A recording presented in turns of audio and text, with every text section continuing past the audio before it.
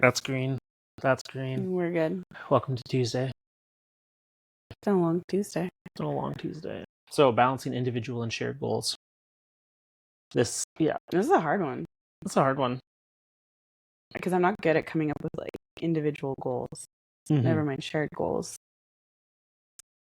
And I have things I want to accomplish, but I think through all my own personal discipline issues, I can't.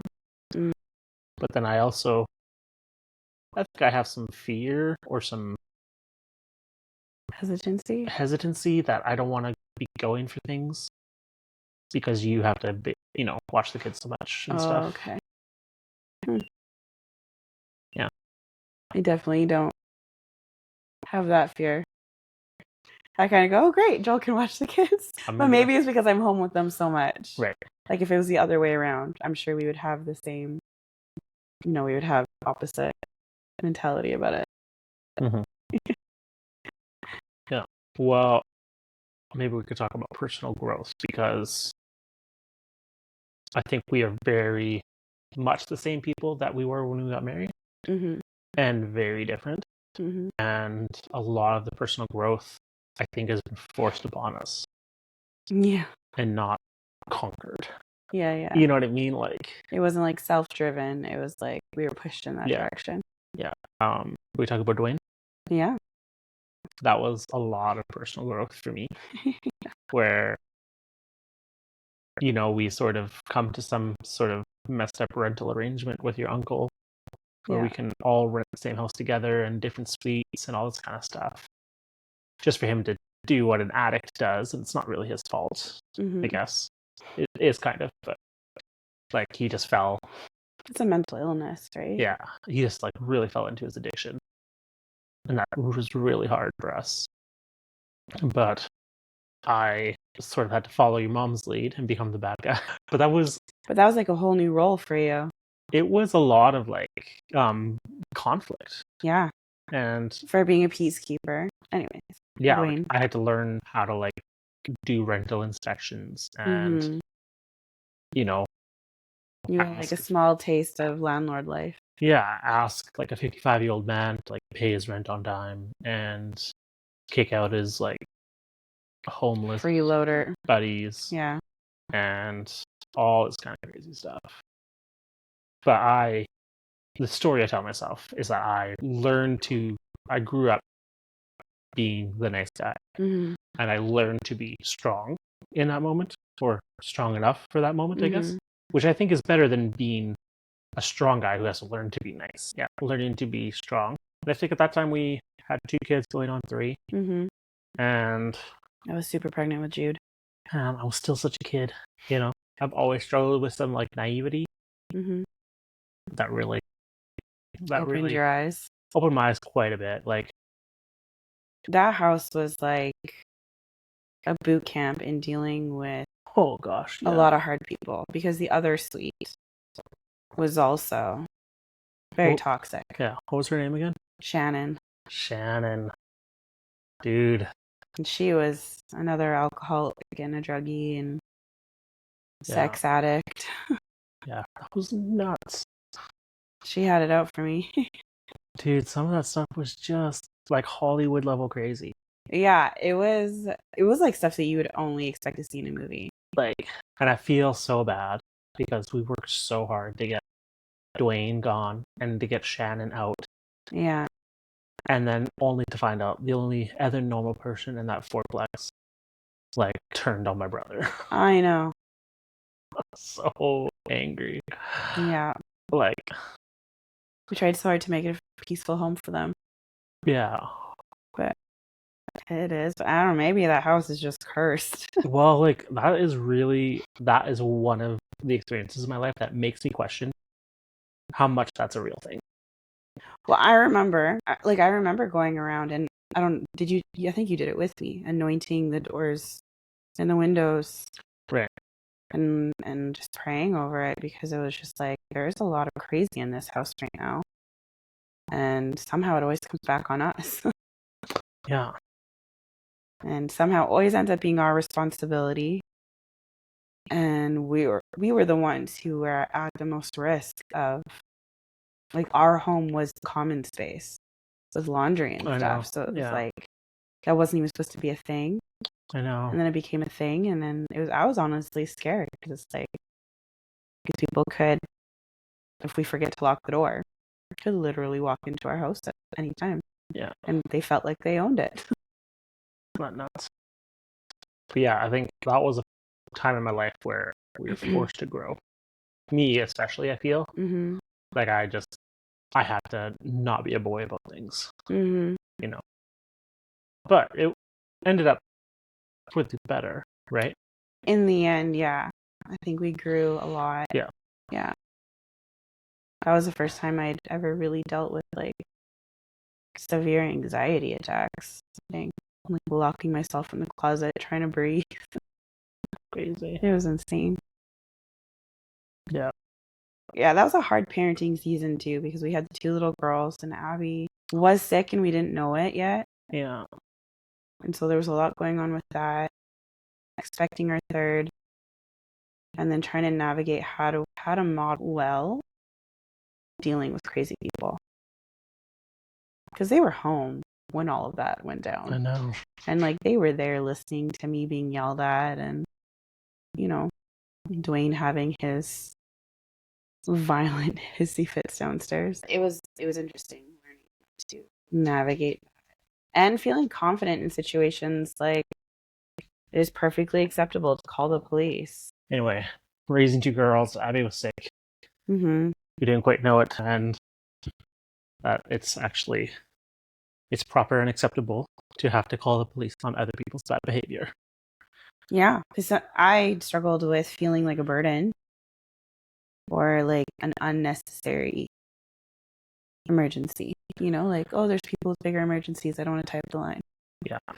Kind of thing. And it was a high risk pregnancy, which was like I think we knew it was high risk, but we didn't realize just how high risk until the day he was born. And it was just like all that stress that piled up, all the high conflict situations just kind of unfolded. Yeah. I was like, oh, this was dumb. I think we've had a lot of those moments where it's like, we could try this crazy thing. And then either it's like, wow, what a great decision, or, oh, this was dumb. I think we come out of a lot of seasons and like, it's just our life. And so I don't think much about it. Like, oh yeah, no, this happened and this happened. And then when I talk to people about it, they're like, that's a lot. Yeah. And I don't realize how much it can be until you hear, like, you see it through someone else's eyes and you're like, oh yeah, that's a lot. Mm-hmm. We went through a lot in that season. But I feel like every season has kind of been like that. We haven't really had a chill season. I know, we sort of... It's almost like we get too bored. Yeah. Like, life starts to level out, and we're like, okay, we gotta shake it up a little bit. More so me than you. You get comfortable. Yeah. Well, I mean, I'm always willing to take on another project or something, too. So maybe I'm not willing to, like, move up and down a house 10 times. But I'm really willing to, like, tear apart an office or, you know, especially at work. I feel like I just move from project to project. So, yeah. And I think that's where I need to grow personally. We're talking about how we've managed personal growth, but also how we need to personally grow. Because I need to move from being sort of this like serial starter of things and ideas into like project, follow through, completion, review. Okay, what did I learn? Move on to the next thing, right? I'm really happy to try things. There's not much I could be dissuaded from. Once someone like tells me about an idea or I get an idea into my head, there's not much between me hearing about something and trying it. Yeah. Right? But jack of all trades, master of none. Classic ADHD. Classic ADHD. Thank you, TikTok. I think shared dreams. I think we have maybe more in common with shared dreams. Potentially. If I'm honest, though, I don't really know what our shared dreams are right now. No, because like we've had seasons where it's been like, we want financial freedom and this is how we want to get to it. And, you know, like we'll go on walks and talk about how we're going to get there. And like that's our shared dream, is getting there. We've yet to see that. That come to fruition. Something we started but didn't finish. Something we're very passionate about in the beginning and burn out quickly. It's a interesting season. Like even our Princeton season, you know, it was a shared vision to like launch the church and like do it well and get the building up and running, and then it was, you know, to get our family home to Surrey to connect with family. And, you know, like I'm not really sure what our shared dream is right now. Good question. So I feel like a little bit in like our last big thing was we got to get out of the province and live somewhere that's we can have a more sustainable lifestyle. Right. And it was family time. And like that was like our big goal. And I feel like we're achieving that. Mm-hmm. That's something that we're working towards and trying to achieve. But beyond that, I don't know. It's a good question. I think that's why we're sort of in a state now where we have conversations about what the future could look like. Yeah. Because I think we're figuring out what the next thing is, right? I think we're also in a season where, just with our ages, this is generally when people start to kind of figure themselves out a little bit. Mm-hmm. Like what they like, what they don't like. Yeah. What they're unapologetically attached to. Yeah. Or, you know, striving for. Yeah. I think like in my 20s, I really could have gone either way career-wise. I'll always struggle with my R's sometimes. That's where Jude gets it from. Career-wise. Where I could have done construction for the rest of my life. Mm-hmm. Or cabinet building. I could have gotten better and done sales, right? Mm-hmm. Like that people-to-people connection. And then if someone had given me a ministry chance earlier, I probably would have gone all in, right? Because I went all in without getting a chance. Yeah, yeah. Or a fair chance, you know. And you made your opportunity. Yeah, yeah. I could have gone a lot of different directions with my career. Whereas like now, I'm pretty certain I don't want to do sales. I'm pretty certain I don't want to be swinging a hammer. I'm pretty sure I want to do people-to-people work where it's about real things. It does not necessarily mean church work or parachurch work or ministry work. But like, I think the reason why I fell for MLMs was because it's like, man, I get to like work with people and help them to achieve things. You know, and then it's like, oh, but you know, sell this insurance thing and it'll solve all their problems or whatever. Which is, you know, solving problems is great and sales is really important. But I confused a sales job for like a people-to-people development job. Relationship building. Right. Right. I actually probably had more harm in relationships than anything. And it might be a people-to-people development job like at the top or like many years in when you have a big team. Because you're building a team. Yeah. Of salespeople. Yeah. Yeah. Like, I don't know, like I get to do a lot of the work that I think I was made to do now. Which is, and then I sort of struggle with all the other stuff of like organizing receipts or, you know, all that other crap. But I like the administrative. I like helping set a trajectory, and I like helping find footing and identity for an organization, and helping people find that for themselves. And so if I'm taking where I'm at and what goals I want to make for the future, I sort of want more of that. I think this is part of that too. When I worked at Apex, there was this one guy who was really good at like coaching and really good at like developing people. But he worked, I don't know, whatever it was, half-time or something. And the only thing he did was just like talk to people and help them develop sales and all that kind of stuff. But for me, again, I don't want to be like, let's make you the best you so you can sell 20 cell phones this month or whatever. Like, let's make you the best you so that you and your family are set up. That's so you thrive in life. Yeah, you know. And not like it's important to be good at business. It's important to be good. Everyone needs to start making a job.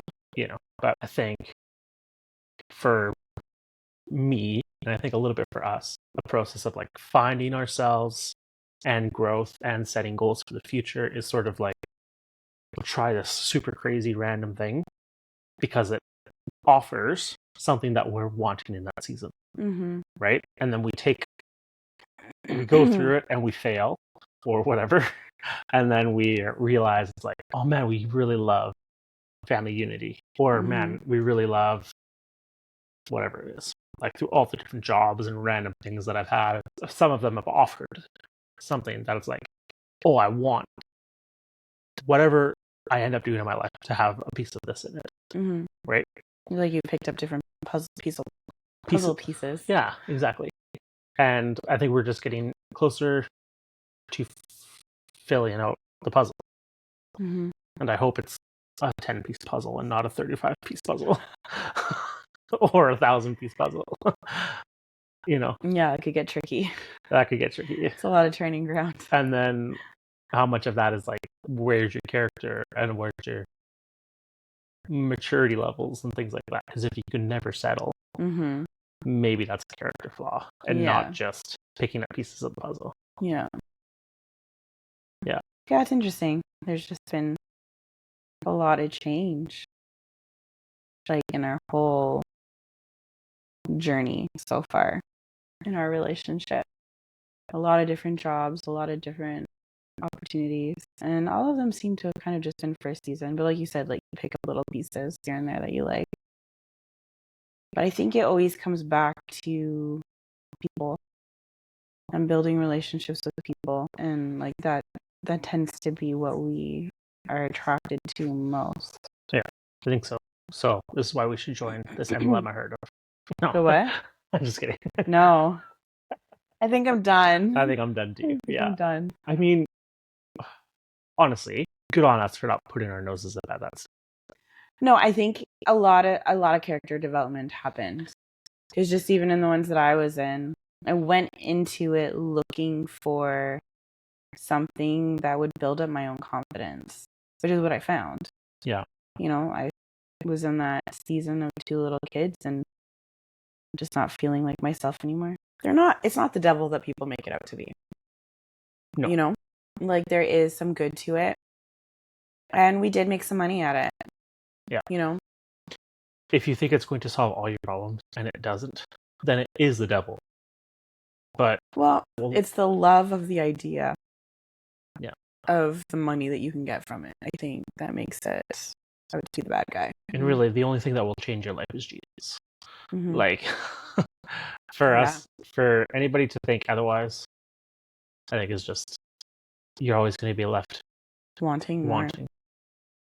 Church. If you think church is going to solve all your problems. If you think your marriage is going to solve all your problems. Think a baby is going to solve all your problems. Yeah.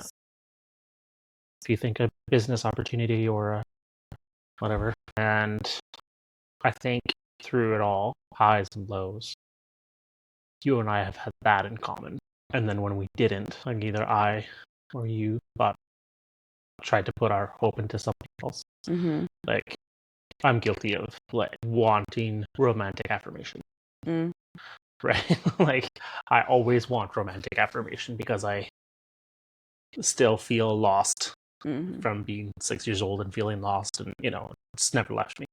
But when I think that, well, if Lana and I can figure this one thing out, my life will be better.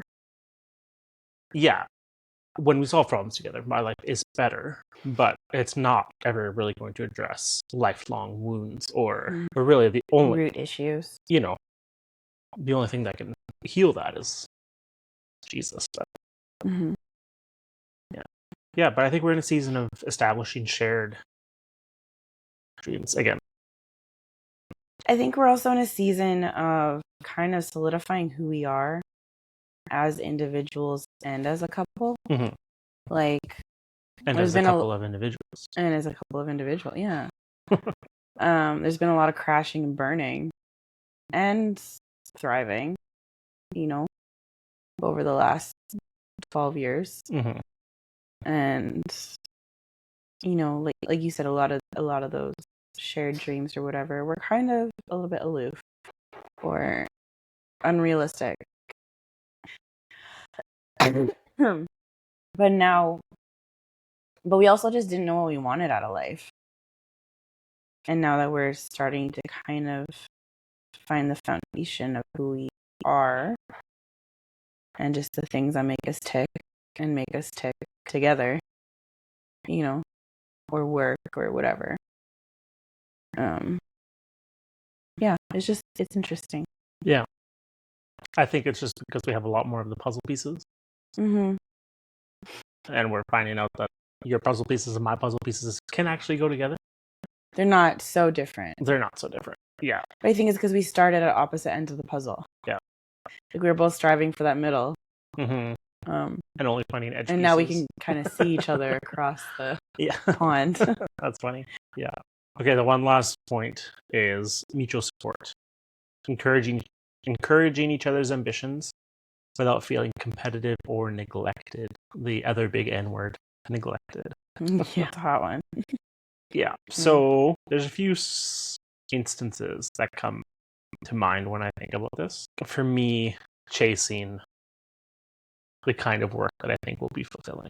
As much as you didn't want to be a pastor's wife, and don't want to be a pastor's wife, and don't want to be a ministry wife, your actions have sort of said otherwise. Like you're willing to let me try and fail quite a few times. I think, like looking back at it, it's not the job or the lifestyle that I'm scared of. It's the expectation of that kind of comes along with ministry work of you will live in poverty, you know? It's a good thing we've never been there. Just the annual food hampers. Oh God. I think that was my biggest fear. And just through the years, just with us trying to grind out not relying on ministry work and trying to do other work and still landing up in that area of, you know, in a sense, poverty, because we're a paycheck to paycheck, sometimes already spent the next paycheck before we get the next paycheck, you know, like, yeah. And just on essentials, not even foolishly. I think I've come around to it more just because I realized that's not necessarily what it's attached to. You know, like there is a lot of joy and fulfillment that comes in ministry because it's relationships with people, which I think is a huge thing for us. And I think as a couple, but also individually. Mm-hmm. But like in completely different ways too, though. Like you're super social and outgoing, and I'm just not. I could say the same thing for you, though, that you're super social and outgoing, and I'm not. It's almost like conditional, though. Like, yeah. Like, stick me in a room full of people I don't know, and I actually want to shrivel up and die. Yeah. But put me in a place where I know a lot of the people, and I'm comfortable with them, and then I'll be a social butterfly. Right. And, you know, be my stupid, happy self. Yeah. But when it's like an uncomfortable situation, I'm not good being out of my comfort zone. I really struggle with that. Yeah. I think for me, it's also if I have a personal objective in a room full of strangers, I can make friends. But if I'm just put in a waiting room, I am freaking out. You know? And that's why I think I have a hard time running the drop-in center. Because it's like, oh, well, I want to be relationally connected to these teens. Yeah. Right? Which is, you know, was never really my big thing growing up for an objective of like, man, your life is so much better once you know Jesus. Your life is so much better if you're not skipping class. Your life is so much better if you're, you know, not doing drugs. But they don't want to talk to me. And so it's like, because you're the authority figure. And so I just find myself like awkwardly just sort of flitting around. Yeah. Going like this a lot. Yeah. You know? And I've had to learn to be that awkward and just like deal with it and just be okay being awkward. Another part of my job, like when I go to meet a bunch of other people who do the same work as me, somebody said that I'm becoming known as a networker. Oh, really? Yeah. And I was like, nah. Like, I'm not a networker. But because there's a shared objective. Common ground. Yeah, and frankly, living in the middle of nowhere, Manitoba, it's so nice to meet other people who have the same objectives. But yeah, even in those social circles, my extrovertedness sort of has put some people off me. Yeah. A little bit. Yeah. Right? And I'm really not that guy. But I think also because the pressure builds up to be that more extrovertedness because we're so isolated here. Yeah. And so meeting new people, yeah, it's like, woo. We're like even at church on Sunday, like I'm not like my mom. Like my mom will find anybody in any lobby anywhere. Your mom hunts people down and is like, I will make you feel loved. Right? And can talk about anything. I don't have a reason to expect that person wants to talk to me. Mm-hmm. I'm not trying to meet them. I have to have a common ground. Until I find something that I have in common with you, I'm that like stumbling fool. Right. Who like just can't find their words and then is like replaying over and over and over in my brain of like, why did you say I'm good, thanks, instead of hi, how are you? You know, like I mix up my phrases and you know, that kind of stuff. But until I have something common with you, then I can open up more because then I have a subject that I can tap into. But then that's going to be like the main subject that I talk to you about until you introduce something else. Because that's just, I don't know how to connect otherwise. Yeah. But I think that's why so many of my like really close friends are so extroverted because they hunted me down. And they were like, you will be my friends and we will talk. And I'm like, okay. Yeah. You know, people who aren't scared of the shy, awkward stages. Yeah. Well, I think I think we learned to describe it this year. Like, you are an extroverted introvert. Mm-hmm. And I'm or do I have that backwards? You're an introverted extrovert? Yeah, you're an introverted extrovert, and I'm an extroverted introvert. Where actually, it's a lot of work for me to meet a lot of people. And so when I know that there's going to be like a payoff, like I understand that person has a similar objective as me, I can do the work. And it's actually, there's joy in it, right? Mm-hmm. But I maintain health through like quiet family time or, just peace. Working on my own peace is really important, right? Doesn't necessarily mean I'm hunkered by myself, in a room reading. Sometimes it does mean that, but but it's just, I need to find that quiet peace where I think you are more. I struggle with that. I don't know what to do with myself when it's just me. Yeah. But then I get so overwhelmed in crowds. Yeah. And like when we first started dating, I would get so overwhelmed going over to your family's house because there were so many people. Yeah. And I'd never. Too many people. There was too many people. Well, because there was your whole family, which is huge. Yeah. And then there was like all of the unofficially adopted kids and the friends that they brought home. And, like in-laws and in-laws. And then kids. And like, it was just a lot of people always at the house. And we were there a lot. And it wasn't a bad thing, but it was just like, I didn't know what to do with myself because I came from a quieter home. And I was used to being the chaotic one. Right. So then to not be that and then, be thrown in the middle of it. I think I often went. I don't watch sports, but I would go and sit and watch golf with your dad because it was like, I need peace. Yeah. Downstairs in the basement. Yeah. That's funny. Just sit there and, talk every once in a while, but it was just like this mutual understanding of like, we need peace. Yeah. And then I'd go and join because I'd miss out on like, epic FOMO. I want to know what's going on and I want to be a part of it, but I don't necessarily want to be in the middle of it. Mm-hmm. But interesting. Yeah. But even if I know that there's events going on, like mom's meetups or whatever, I want to go because I want to see people. Right. But then once I'm there, I'm like super awkward. Yeah. I just want to be there. Yeah. Yeah. So I think it's like the superficial level needs a little bit of growth, right? Where it's like, these are the things that I know I can say to a stranger to get them to connect with me because I want that connection. Yeah. For me, it's the character growth where it's like, oh, I actually need to think good of that stranger and understand that they are not a negative person and that actually we could have some things in common, and and it's I have all the tools to find that common ground. I just have a bias against other people. Right, where I think you have the heart for other people, but you don't necessarily have all the tools. Yeah, which is interesting though, because I feel like I've just lost a lot of it. I think I built up a lot of that when I was working, because my job was connecting with people and like making them feel comfortable. But like hairstylist me and like everyday me are two totally different people. But I think is why I would come home so exhausted at the end of the day. And not just because it was physically demanding, but it was because I was like, I was peopling. Yeah. Which is so out of my wheelhouse. But I could get people talking.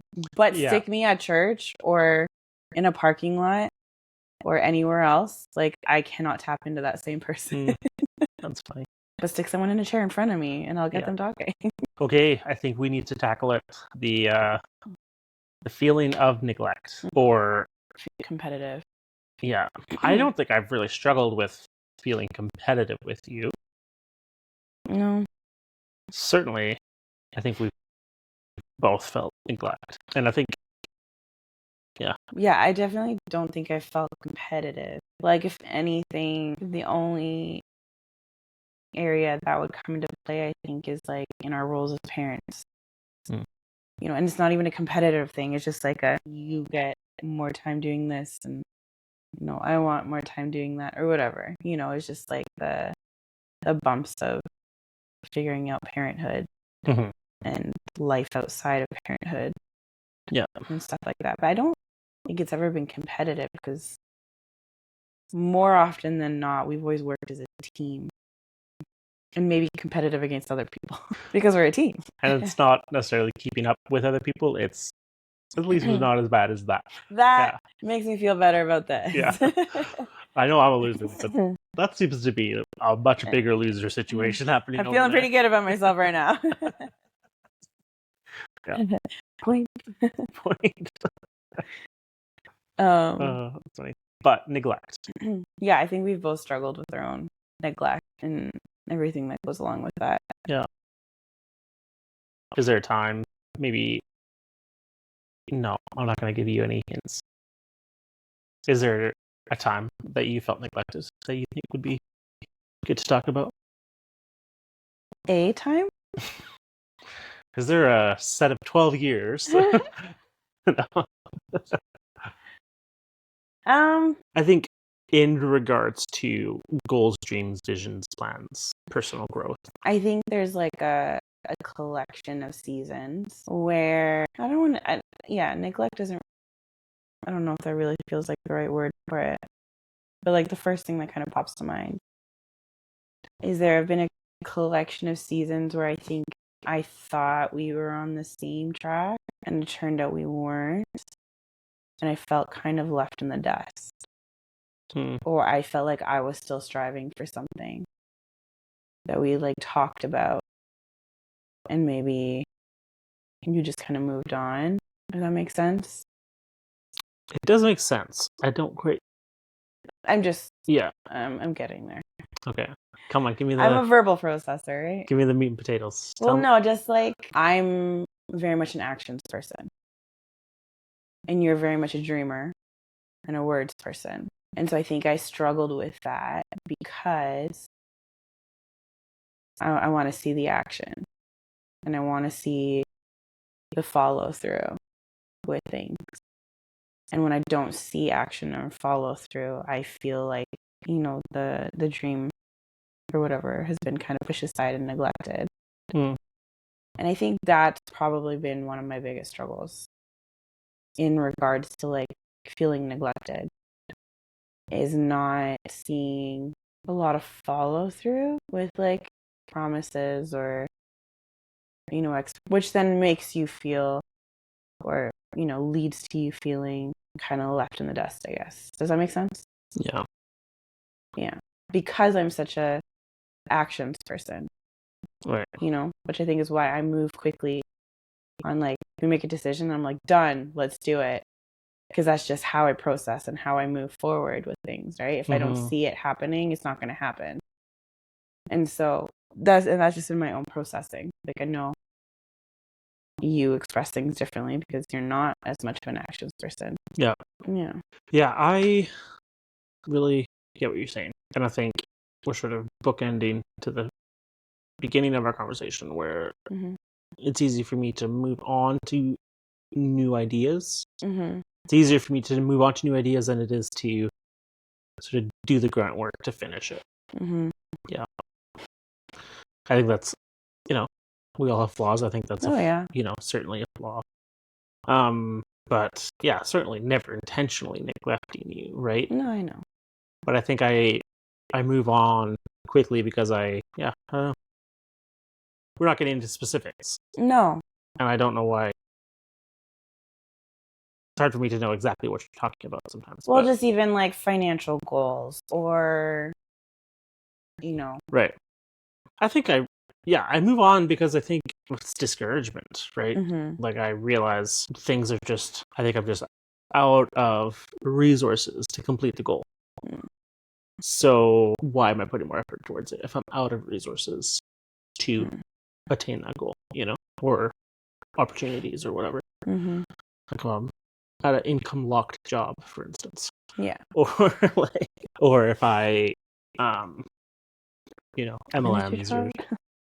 or sales jobs, I think I'm bumping up against some like things I just don't want to cross in personal relationships, which is not a bad thing that some people do want to cross those.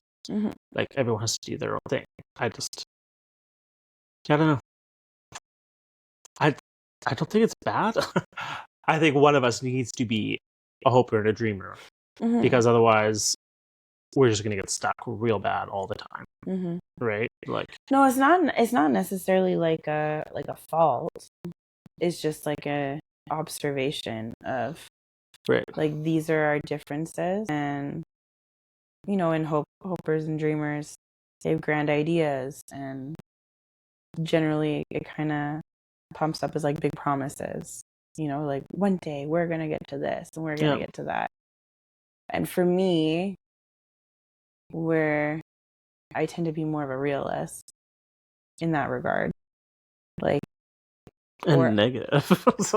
Well, I'm a refiner, but I don't try. I think I used to be a hoper and a dreamer, and then like reality just kind of bumped me down a few notches. Don't you hate saying that? Yeah. But I think, like, I don't like setting myself up for disappointment. I think there's a lot of areas of my life where disappointment was just expected, just like with family or, relationships in that regard. And so I don't like putting myself in the uncomfortable situation of potentially setting myself up for disappointment. Right. Which is why I struggle with, like, in 5 years, my plan is we'll get, this amount of money saved and we're going to get into our own house. Meanwhile, in the back of my mind, I'm like, okay, let's be realistic though. We're never going to get there, like bumping myself down so I don't get my hopes up to get crashed even further later. Yeah. Because if I don't see the action following, like, soon after and consistently, then I crash even harder. Yeah. Of, like, I start to spiral. Interesting. I think some of the neglect I feel has been the other side of that. Where it's like, I'm trying to get you excited about something. Yeah. And you're not. Yeah. And then it loses value in my mind. And it sort of feels like you're always testing me a little bit. Where it's like, okay, well, we'll see. And it's like, no, like, we'll see together. Like, maybe we can make it work together. But if you're not, like, we'll have a hopeful conversation. And then I can sort of feel the atmosphere shift around you. And that takes the winds out of my sails. Like, I guess because I'm mentally processing everything that we just talked about. and like weighing out the realities of it. Right. Like, what's the reality that this will happen? Or, But maybe the reality is just what can come if we both could stay excited. Yeah, it's definitely a character flaw for me. Yeah. Like, even this, I sort of waited for the shoe to drop where it's like, you're just not interested in it anymore. And it's like, oh. No, I'm definitely interested. I've just been sick. Like, it's hard for me to get excited about talking at nighttime when I'm like hacking up a lung. Yeah. Like, I'm also just irritated that I'm still sick. Yeah, I get it. So it's not to do with this at all. It's just, I'm just not feeling life right now. Yeah. Well, was that productive, or did it leave you with more questions? I think I learned through our Princeton experience that I hate feeling uncomfortable and then just telling a good story to like put a band-aid on the uncomfortable feeling. Like, narrative photine. Like, it's like, hey, let's present this big giant problem, but oh, so-and-so said they like this. Let's tie a nice little bow on it and say it's good. And I think that's to do with everything from that season, not just Yeah. church. No, it's not necessarily one person or the other. I just it was a theme in my life where I was like, oh, I don't actually want to hear a good story right now. I want to understand why this sucks so bad. That transparency. Yeah. And I think we don't have to leave on like a super happy, jolly note. It could just be like, yeah, sometimes we both feel neglected. And I love you. Yeah. And let's feel neglected less and together more. But we're also like, sometimes it takes us longer to process things too. Right? So it's like, you're not going to get everything sorted and figured out and balanced out in a short amount of time. Sometimes it's just good to have that revelation of, oh, this is a thing, or oh, now it all makes sense. Yeah. And we're sort of going into these conversations blind. Like, we have some talking points, but I think it's important for us to be transparent in our sort of rediscovery in 12 years of marriage of, what are some of these things, right? And I think something that we've come to realize more and more, just like more people that we talk to, is just how that's just a non-factor in a lot of relationships. Yeah. And then, they shatter and fall apart, and you find out that so much of it is just like a lack of communication. Yeah. And we can't afford to have a therapist, but hey, we can afford to do this. Well, yeah, I don't know anything about therapy, but I know that a good conversation can be medicine for the soul. And sometimes you just need to hear yourself speak to realize, like, oh, I really do feel that, or is that honest? Like, is that actually what the problem is? That doesn't feel like that's what the problem is. Yeah. And we had someone talk to us about, I know you don't remember this at all, but talk to us about being transparent. I remember certain like aspects, but not that whole. Yeah. About being transparent and sharing our story. And really I don't know if a lot of people do share their story. I think because like I struggle with this too. Like, it's just such a common problem to want to put up a good front. Right. And, previous generations, they just didn't talk about their problems. And they didn't, they just didn't invite people into that part of their lives. So they had no idea that their best friend was struggling with the same thing that they were struggling with. Right. Or, and then find out decades later that they could have leaned on each other. And I think it's just important for people to see that it's not all sunshine and rainbows, but that there's a path through. And people connect with that, I think. Yeah. So, authenticity.